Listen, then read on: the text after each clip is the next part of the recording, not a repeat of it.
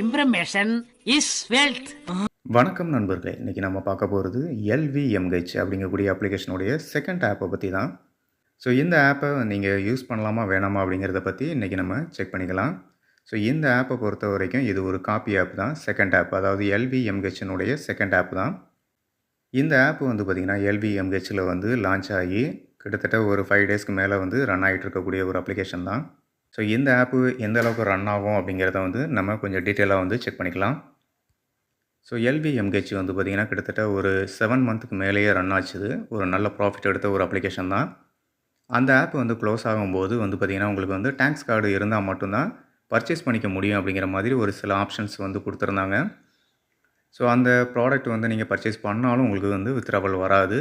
அது க்ளோஸ் ஆகிற டைமில் ஆப்பும் சேர்த்து க்ளோஸ் ஆகிடுச்சு. அதுக்கப்புறம் வந்து பார்த்திங்கன்னா இந்த சாம்சங் ஆப்பை வந்து லான்ச் பண்ணியிருந்தாங்க.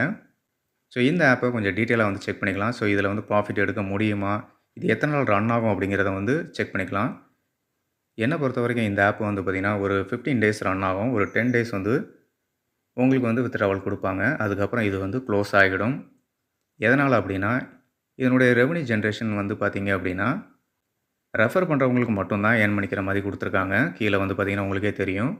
ஸோ நார்மலாக வந்து பார்த்திங்கன்னா 15% கொடுக்குறாங்க அப்படின்னா ஃபஸ்ட் லெவலுக்கு 12%, செகண்ட் லெவலுக்கு 6%, தேர்ட் லெவலுக்கு 3%, 20% மேலேயே வந்து பார்த்திங்கன்னா நம்மளுடைய ரெஃபர் பண்ணுறவங்களுக்கு கொடுத்துட்றாங்க. அதே மாதிரி வந்து பார்த்திங்கன்னா பர்ச்சேஸ் லிமிட் வந்து பார்த்திங்கன்னா உங்களுக்கு வந்து 3க்கு மேலே கொடுக்க மாட்டாங்க. இங்கே வந்து பார்த்திங்கன்னா பர்ச்சேஸ் லிமிட் 5 அப்படிங்கிற மாதிரி கொடுத்துருக்காங்க. ஸோ அதே மாதிரி ஹை பிளான் வந்து பார்த்திங்கன்னா ஒரு 1 மந்த் 2 மந்த்துக்கு அப்புறம் தான் வந்து கொடுப்பாங்க. ஸோ இங்கே வந்து பார்த்திங்கன்னா ஹை பிளான் வந்து ஓப்பனிங்கில் கொடுத்துட்டாங்க. லிமிட் ஆஃப் பர்ச்சேஸும் வந்து பார்த்திங்கன்னா உங்களுக்கு 5 லிமிட் அப்படின்ற மாதிரி கொடுத்துருக்காங்க. ஸோ ரெவன்யூ எல்லாமே பார்க்கும்போது ஒரு லாங் டைம் ஃபார்மேட்லாம் கொடுத்துருக்காங்க.